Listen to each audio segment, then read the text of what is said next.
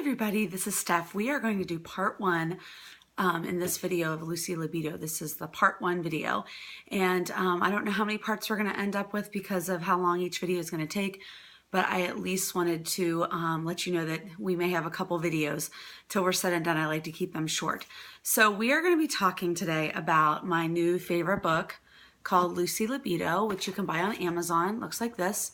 And so to stay as FDA compliant as we can, we are going to be referring to body parts not by their technical names, which is kind of weird for me because my husband's a nurse, my mom's a nurse, and so we're just used to using technical names. But for the sake of compliance, we're going to be talking about them in a little different light tonight.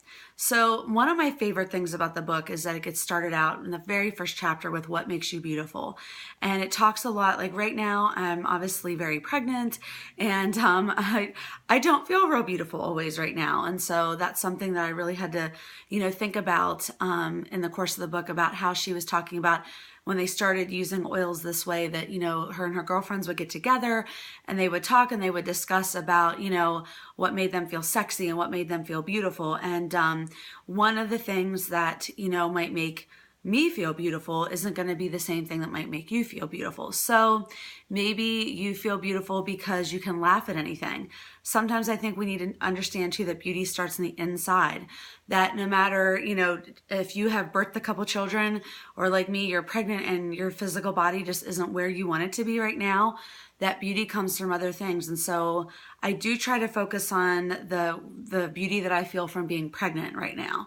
I just feel like my husband really loves my belly and makes me feel really good about, my pregnant belly. And so it makes me feel like it's sexy too, which is really helpful. So again, if there are little ears in the cornfield in this in this class, you're going to want to make sure that kiddos are not in the room. We highly want to respect that. And so please make sure that you do not have children anywhere within earshot while you're watching this video, please. Maybe put some headphones in or ask them to leave the room. So again, I'm not a doctor. I can't diagnose, treat, or prescribe.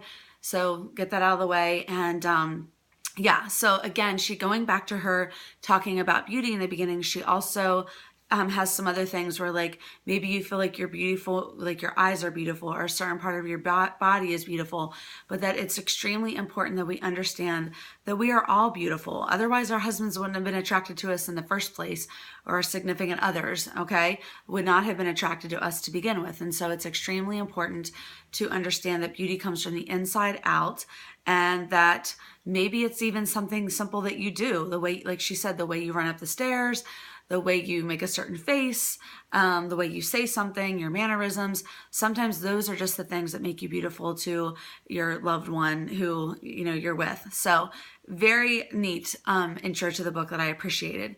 So they kind of jump right into the 3 ways to use essential oils, and they talk about why Young Living oils are the best. And they talk about how we can use some of these topically, aromatically, and even ingest some of these oils for this very purpose. And that's what we're going to be talking about tonight.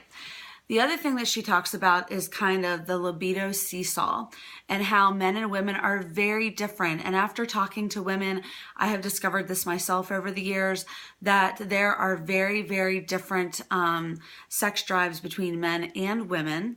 So sometimes the woman, I know that generally speaking, most people think that the man has the higher sex drive, but that is actually not always the case.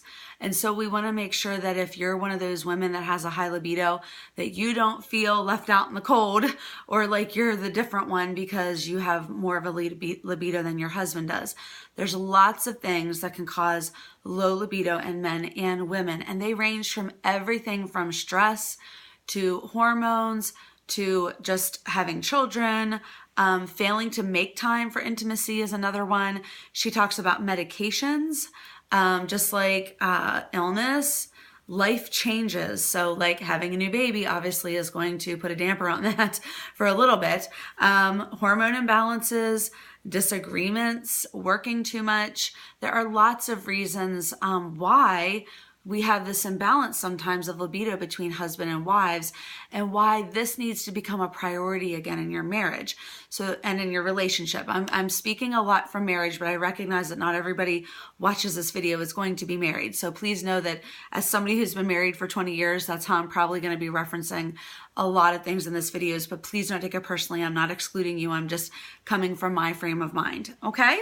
So with that being said, this is our first video. We're going to go ahead and move on to video 2. Just wanted to get the first video in the works here.